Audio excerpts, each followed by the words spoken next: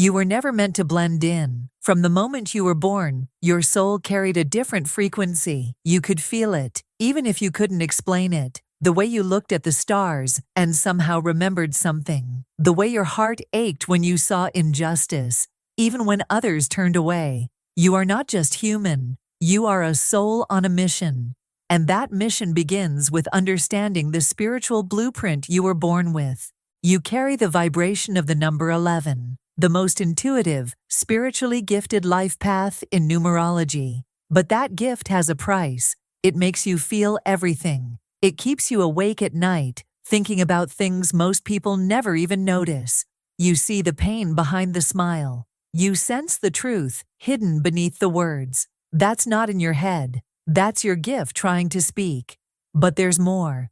You were also born under the sign of Scorpio, the sign of transformation, death, and rebirth. Scorpios are not afraid of the dark. You walk straight into the fire, not to destroy, but to transmute. You feel deeply, love fiercely, and when you break, you rise stronger. You are here to alchemize pain into purpose, but it doesn't end there. Your MBTI, INFJ, is known as the advocate, the visionary empath, the one who dreams of a better world and quietly works to build it. You crave deep connection. Shallow things bore you. Fake people drain you. You would rather sit in silence with someone's truth than be in a room full of noise. And even though you appear calm, your inner world is an ocean.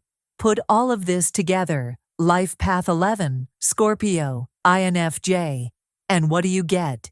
You get someone who is born to channel divine wisdom into human words, someone who carries ancient codes of healing, awakening, and truth. You are not just intuitive. You are a mirror, a guide, a spiritual architect. But for years, you've been dimming your light to make others comfortable. You've questioned your path, doubted your gift, even feared your own power. But deep inside, you've always known. You're here for something more. This is your blueprint. And it's time to remember what you came here to do. The wound of a Life Path 11 doesn't scream. It whispers. It doesn't show up in loud breakdowns or public chaos. It shows up in the quiet moments, when you're alone in your room, questioning why you feel everything so deeply, why you can't just be like everyone else. The wound of a Life Path 11 is the wound of being too much for the world and not enough for yourself. As a child, you were likely told you were too sensitive,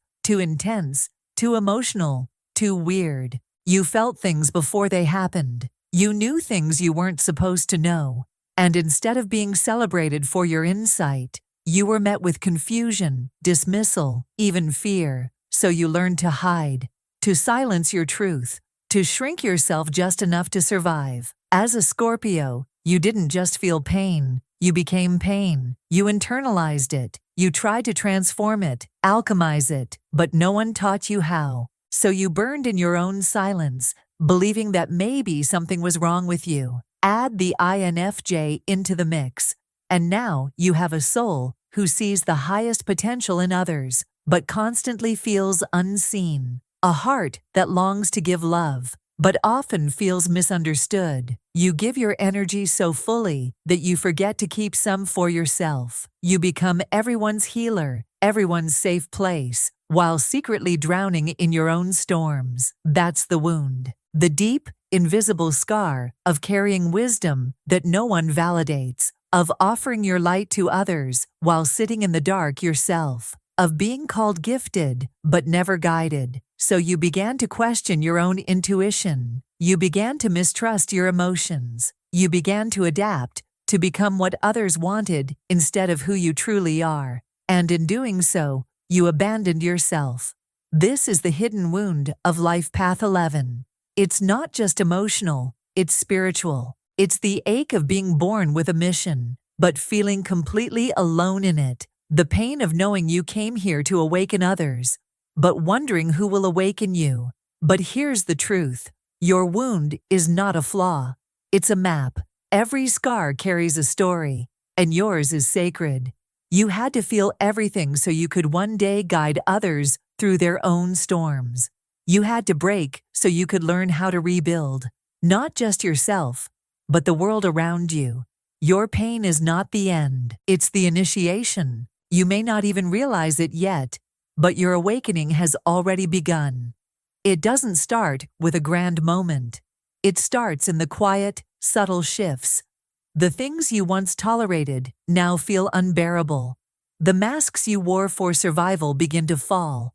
The roles you played no longer fit. You begin to feel an inner restlessness, a quiet knowing that something is changing, even if you can't explain what. That's the first sign. Your soul is remembering. You're starting to crave truth, depth, and authenticity in a way that feels non-negotiable. You can no longer stay in spaces that drain your energy. Shallow conversations, fake connections, environments filled with noise. They begin to feel physically painful. It's not you being difficult. It's your energy becoming more refined. Your intuition sharpens. You begin to pick up on things you used to ignore. A feeling in your gut, a whisper in your chest. You walk into a room and can sense the energy before anyone says a word. People's words matter less than their vibration. You begin to feel guided, not by logic, but by alignment. You make choices not based on what's expected, but on what feels true. And that truth, it begins to take over everything. You might also feel emotional for no reason. Tears come easily. Old wounds resurface. This is not regression, it's release. You're not falling apart, you're clearing space. The universe is creating room for your gifts to emerge. You'll also notice your empathy intensify. As an INFJ and Life Path 11, you've always felt deeply, but now it's on another level. You can feel the collective pain. You might cry over a stranger's story. You might feel someone else's grief in your own body. This is not weakness. This is energetic sensitivity. And when harnessed, it becomes a gift of healing. You're not meant to carry it all. You're meant to transmute. You might also start attracting people who come to you for guidance. Without even knowing why, they sense something in you. A calm, a depth, a light. You become a mirror, a safe place, a quiet lighthouse in their storm. This is another sign. Your frequency is rising, and with that rise comes more responsibility. That's why boundaries become sacred. As you awaken, you begin to realize that not everyone can come with you. You start releasing relationships that feel misaligned, not from anger, but from clarity. You no longer chase. You no longer explain. You protect your energy because you've realized how rare and powerful it is. And in the stillness you once feared, you begin to hear your own voice again. It guides you. It nudges you. It shows you synchronicities, numbers, signs, dreams, repeating themes. The universe is now in direct dialogue with you, and deep down, something clicks. You remember who you are. You remember why you came here. You realize that your spiritual gifts were never outside of you. They were waiting for you to stop abandoning yourself, waiting for you to stop seeking permission, waiting for you to return. This is the awakening. It doesn't always look magical. Sometimes it looks like grief. Sometimes it looks like isolation. But beneath it all, something sacred is unfolding. Your soul is shedding layers of programming, fear, and shame. You're stepping into alignment, into truth, into your calling. The question is no longer, am I ready? The question is, am I willing to trust what I've always known? Because the truth is, your gifts are already here. They're in your pain, in your depth, in your empathy, in your silence, and now it's time to use them. You were never meant to blend in. You were meant to awaken. And now, as your gifts rise to the surface, you're beginning to remember the truth. You are not just a seeker. You are a messenger, a mystic, a mirror for the world. Your life path, your pain, your healing, none of it was random. It was sacred design. You were woven with intuition, forged through emotional fire, and carved out of silence, so that you could become a guide for others walking through the dark. As a life path 11, your role is not to convince, it's to embody. You don't lead through loudness, you lead through presence. Just by being yourself, you shift rooms, you soften guarded hearts, you awaken what others have forgotten.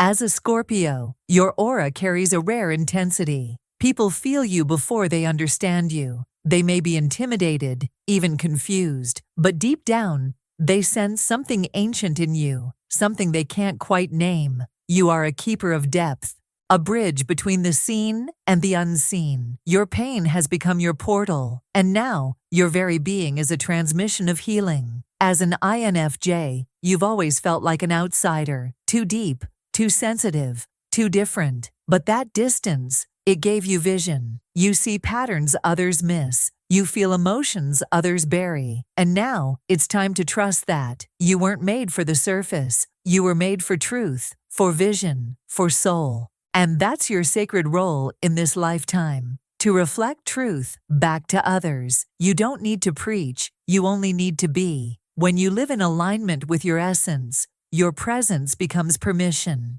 Others begin to feel safe in their own depth, safe to feel, safe to change, safe to remember.